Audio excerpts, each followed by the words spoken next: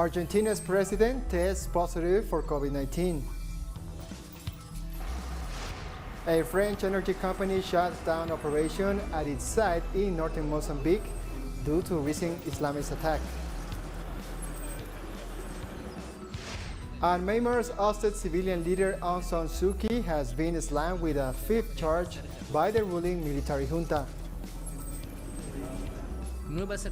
Hello and welcome to TeleSUR. I'm Jose Daniel Lopez in Quito, Ecuador, and this is from the south.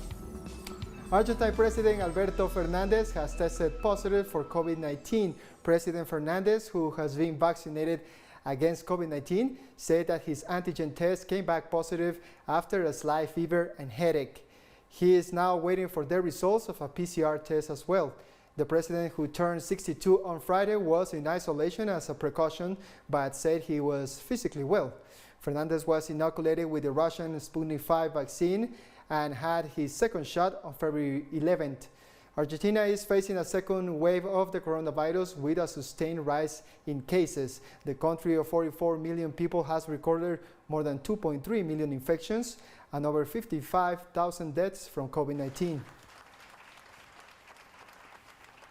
Argentina has received a second batch of 1 million Sinopharm COVID-19 vaccines from China. With this new shipment, the country has recently nearly 7 million doses so far, while awaiting the arrival of the 11th shipment of the Russian Sputnik V vaccine scheduled for Saturday. The Argentine government hopes to accelerate its vaccination campaign in order to achieve the immunization of the most vulnerable groups by the end of April. New restrictions are also being planned as the country faces a new surge in cases. Argentina has accumulated over 2.3 million cases and close to 56,000 COVID-19 related deaths. Ecuador has declared a new 30-day state of emergency in 8 provinces, including the capital, as hospitals struggle to handle a new surge of COVID-19 cases and 8 days of curfew aimed of crowds and gatherings, fueling new outbreaks of the pandemic. The state of emergency was declared just a day ahead of the Easter weekend and will last until the end of April. A nightly curfew between 8 p.m. to 5 a.m. is implemented during the first week, while cars can only circulate on every other day, depending on their plates. Beaches, national parks, city parks, gyms, theaters, and cinemas are closed, while malls can operate with 50% of capacity. Ecuador has registered over 330,000 cases, while nearly 16,900 people have died. Intensive care units are also working near full capacity. The Mexican capital, usually busy with hundreds of thousands of worshippers during Easter celebrations, was calm on Friday as pandemic restrictions affected the Passion of the Christ reenactment that has been performed in the city for almost 2 centuries. For the past 170 years, the ceremony has offered an economic boon for the sprawling borough of Iztapalapa. However, authorities only allow the religious ceremonies to be held behind closed doors for the second year running due to the pandemic. Mexico has registered a total of 200,000 COVID-19 deaths, while untested but suspected victims bring that toll to over 320,000. Cuban health authorities have reported success in applying the domestically produced drug nasalferon to people infected with COVID-19 as part of the improved protocol for confronting the disease. Our correspondent in Havana, Fabiola Lopez, brings us more details in the following report. In Boyeros municipality, in the capital of Cuba, nurse Anaisa sets out to verify the use of nasalferon in this family contact of a positive COVID-19 case, as she does every day. It's been really great. I have not had any adverse reactions, and I feel quite well. I have improved a lot. I had a little burning in the throat at the beginning, and that disappeared. I have felt good, and we tested negative in the PCR that we took. And how much did the nasalferon cost? Nothing, of course. It's only here in Cuba that you see that free medicine, free care. The country's strategy is that all persons who are a contact of a confirmed case should institutionally isolate it. But in territories such as Havana, where the greatest number of cases is reported, home isolation includes measures similar to the care provided in isolation centers. An epidemiological survey is carried out, the epidemiological survey is conducted with every patient tested positive to an antigen or PCR test. All home and outside of the home contacts of the patient are traced, and nasalveron supplies are located and applied in all polyclinics with established cold chain. When it is going to be applied, the basic health team, either the doctor or the nurse, explains how the drug is going to be used. That is very easy to handle, for all ages too, although it is not being used in pediatric care. A drop is applied in each nostril every 12 hours. That is 4 drops for 10 days, which makes up the 40 drops that the bottle contains. Nalsaferon is a drug developed by Cuban biotechnology, derived from interferon, which, according to its developers, prevents the replication of the SARS-CoV-2 virus and modifies the number of colonies present in the body, in addition to strengthening the immune system. Medically, nasalveron is a product that is applied with a prophylactic purpose, which means to prevent infection. In this case, by SARS-CoV-2, the immunomodulatory properties of interferon help to strengthen your immune system in the absence of the virus, so that when the individual is exposed to the virus, the immune system is able to fight it more strongly and thus avoid infection. And in the case infection does occur, the antiviral effect of interferon helps to ensure that the disease, in the case of COVID-19, develops with less intensity, symptomatology, and duration in the individual.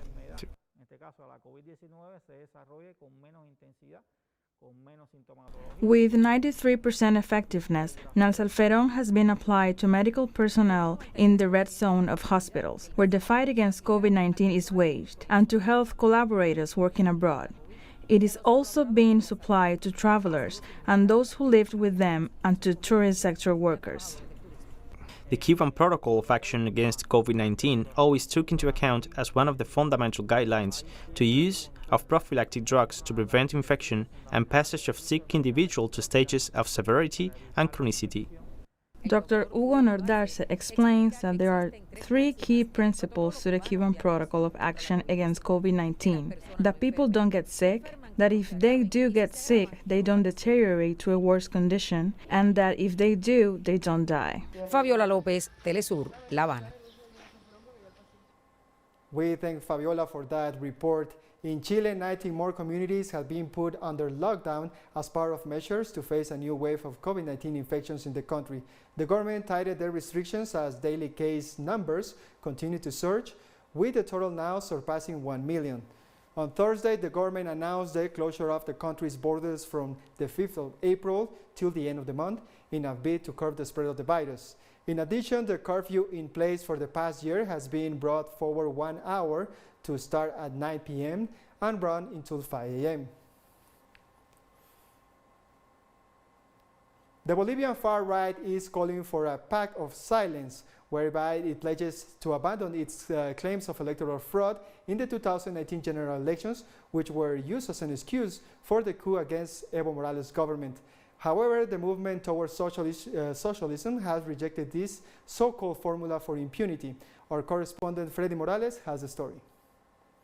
The message from the country's far right is to enforce a sort of tie. They stop accusing the movement towards socialism of electoral fraud in 2019, which has never been proven, and in return, the party stops its denunciations of a coup and holds the open legal proceedings for the extreme violence carried out by the de facto government. It's now a matter of understanding that the trials currently on the way are not trials established within the country's regulations. Human rights are violated. The movement towards socialism was overthrown in November 2019 under the pretext of electoral fraud denounced by the Organization of American States. One of the victims of the ensuing repression was Patricia Arce, mayor of Pinto, in 2019. Not even an animal is treated as I have been treated, and not only me, but many people. Where was the Catholic Church? Where were they to demonstrate against this? Where was the OAS? Where were the international organizations? The shock groups preparing the coup humiliated Mayor Patricia Arce. They cut off her hair, beat her, sprayed her with red paint, and thus humiliated. They paraded her around her municipality. We have identified 20 people. We have sent details to the prosecutors in charge. We have sent photographs and where they lived, and the photograph of those who were participating, and what the extent of their participation was. They have gone on to burn the municipal building. These have been very difficult moments that we have experienced. And now the Catholic Church comes along and says we should not talk about a coup d'etat or fraud. Only with the return of democracy did the judicial process promoted by Patricia, now a senator of the plurinational state, begin to progress, with difficulty, supposedly due to the lack of evidence. They were summoned to testify, and according to the prosecutor's evaluation, there was not enough evidence despite the fact that we had presented. There's only 5 people charged, and to date, there is not a single detainee. While the victims of the coup and the de facto regime are demanding justice, the far right, its media, and the Organization of American States are promoting what they have called a pacification agreement that involves suspending all judicial proceedings and releasing those who have been detained so far as part of the investigations into the violence. We'll take a short break now. Join us again after this.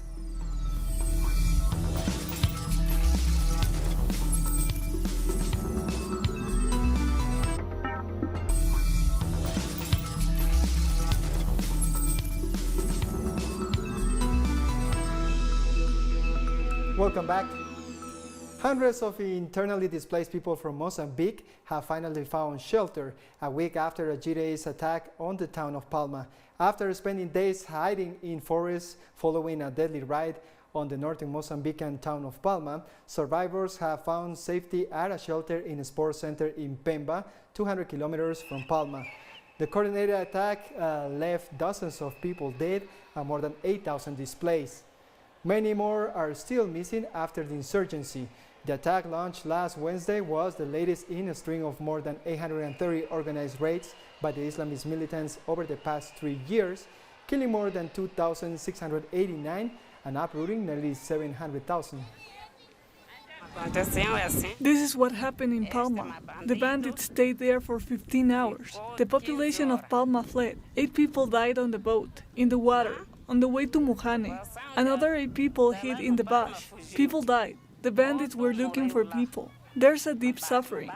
French energy company Total has withdrawn all its stuff from its Fungi natural gas site in northern Mozambique after the Islamist attack on Palma.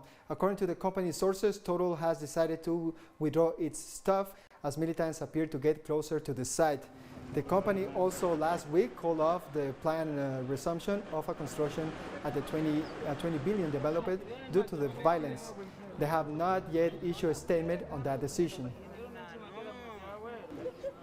Guinea reported its first new case of the Ebola virus in almost a month. The World Health Organization revealed that the new case was registered in Soluta village in the southeast of the country on Thursday. This is the first new case recorded since March 4th and brings the number of cases to 19, including 8 deaths, disturbing the countdown that began on March 24 when the WHO announced the recovery of the last Ebola patient in Guinea. The government and the World Health Organization are continuing the Ebola vaccination campaign to respond to the health emergency. In Mali, 4 United Nations peacekeepers have been killed and 19 others wounded in an attack on a UN base on the northeast of the country. The country's armed forces and the United Nations missions in Mali said in a statement that heavily armed terrorists carried out an attack in which 4 Chadian peacekeepers died and several others were wounded in Alawok in the Kidal region. According to the UN mission, several attackers were also killed and injured. Terrorist groups such as the Islamic State have been attacking military and civilian targets in central and northern Mali since 2012, with thousands killed and displaced. The United States and Iran said Friday that they will begin the indirect talks with other major world powers to work toward restoring their 2015 nuclear deal. U.S. State Department spokesperson Ned Price described the resumption of negotiations scheduled for Tuesday in Austria as a healthy step forward, but added that no immediate breakthrough was expected. Former President Donald Trump pulled the U.S. out of the Iran nuclear deal in 2018, while President Joe Biden has said rejoining the agreement is a priority for his administration. However, Iran has stressed that the U.S. must lift the sanctions against the country in order for a return to the deal. According to a senior official with the European Union, the aim is to reach an agreement within 2 months. At least 7 people have been shot and 3 have died in a shooting at a house party in North Carolina. A gunfire erupted at a house in Wellington around Friday midnight. Information about the people who were shot was not immediately released as authorities sought to notify family members. No suspects were immediately identified and no motive had been determined.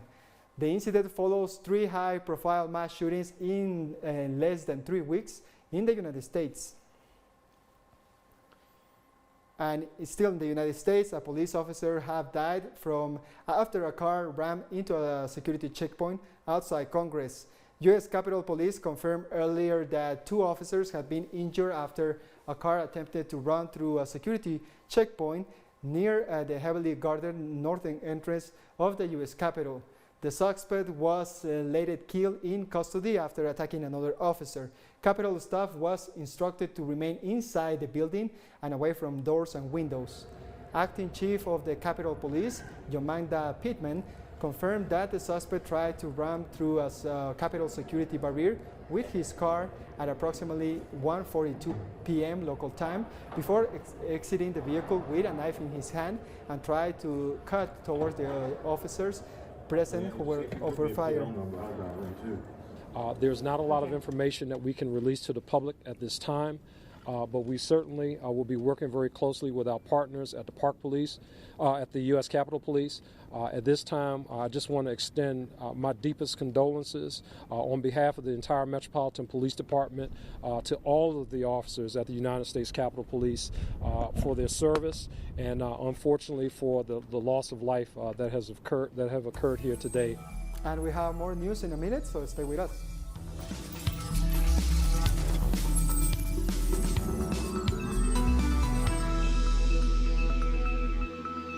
Welcome back. Myanmar's ousted civilian leader Aung San Suu Kyi has been charged with violating the official secrets by the ruling military junta. San Suu Kyi, charged of breaking the British colonial era law, is the 5th and most serious charge leveled against her since the military seized power in a coup on February 1st. The other charges include violating the import-export law and prohibiting publishing information that may cause fear or alarm. A conviction can carry a prison sentence of up to 14 years. And security forces in central Myanmar have opened fire on anti-coup protesters. The civilian death toll in the crackdown by the military junta has reached 550, including 46 children, since the February 1st coup. According to Myanmar's Assistant Association for Political Prisoners, some 2,750 people have been detained or sentenced as well. The military junta also cut all wireless internet services in the country until further notice. But threats of lethal violence and arrests of protesters have failed to suppress daily demonstrations across Myanmar, demanded the military step down and restate the democratically elected government. In Thailand, at least 5 people, including rescue workers, have been killed after a 3-story house collapsed in Bangkok. Rescue workers and firefighters entered into the burning building to search for any victims when it suddenly collapsed, killing 1 resident and 4 rescue workers. The search for survivors was called off in the evening, but an investigation was launched into the cause of the fire. I was spraying water into the balcony. After a while, I began to think something is not right. I told other volunteers to leave, and the officials from the Disaster Prevention Department also ordered everyone to leave. Some left, but others inside who were holding the hose couldn't leave because they had to wait until water was tamed first before they could leave. At that moment, the building collapsed in front of me. I was lucky that I did not get hurt. Bangladesh has announced a new nationwide lockdown starting from Monday to curb a new surge in COVID-19 cases. The coronavirus infection is spreading fast. The infection and death rate is increasing every day. In such a situation, the government of Sheikh Hasina has decided for a countrywide lockdown from Monday. Taiwanese security forces have cleaned the wreckage of a train that derailed in a tunnel on Friday, leaving at least 51 people dead and dozens injured. Many passengers were crushed as the train barreled into a truck that had rolled onto a track. Survivors were forced to climb out of windows and walk along the train's roof to safety. According to the government, the truck's emergency brake was not properly engaged and the vehicle slid about 20 meters down a hillside. And minutes later, the train crashed into a truck just before it entered a tunnel. There was a train to Hualien that passed through at 9:13 a.m. The train's number was 204. It also went through this place. In other words, the collision happened at 9:28 a.m. The truck was at the construction site at around 9 a.m. If a train passed at 9:13 a.m., this means that the truck would have slid on the tracks between 9:13 a.m. and 9:28 a.m. Italy has entered a 3-day nationwide lockdown in a bid to fight a new wave of the coronavirus pandemic. All regions are now classified as red zones, with almost all shops shut down. Restaurants and bars are open for takeaway only, and people are allowed to go out only for essential reasons. Residents are allowed to exercise near their homes. Visiting relatives during the weekend is also permitted, but limited to 1 visit per day. Italy reported 376 coronavirus deaths on Saturday and over 21,200 new cases. Limited movements are allowed for family matters. In conjunction with the habits of the Italian families who gather in this period, movements are allowed only within certain time slots. 2 persons and minors only, and once per day.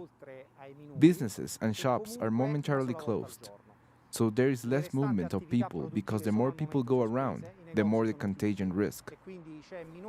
Pope Francis has held a scaled-back way of the cross procession this Good Friday in a nearly empty St. Peter's Square due to coronavirus restrictions. It was the second consecutive year that the Via Crucis procession commemorating the last hours in Jesus' life was not held at Rome's ancient Colosseum. The service at the arena normally draws thousands of pilgrims and tourists. Candles in the form of a huge cross dotted an empty St. Peter's Square as only some 200 people took part, sitting on either side of the Pope in front of St. Peter's Basilica. Turkish protesters have gathered in Istanbul to demand the reversal of a recent decision to withdraw the country from a treaty aimed at protecting women from violence. Friday's protest was part of demonstrations which have been ongoing for almost 2 weeks, following the president's decision that Turkey was leaving the Istanbul Convention on Preventing and Combating Violence Against Women. The convention requires state authorities to take steps to prevent gender-based violence, protect victims, and prosecute perpetrators. According to Turkey's We Will Stop Femicide platform, at least 300 women were murdered in the country last year, but the number could be even higher, with dozens more found dead in suspicious circumstances. And we come to the end of this news brief. You can find this and many other stories in our website at telesurenglish.net. And don't forget to join us on social media, Facebook, Twitter, and Instagram. For TeleSUR English, I'm Jose Daniel Lopez. Thank you for watching.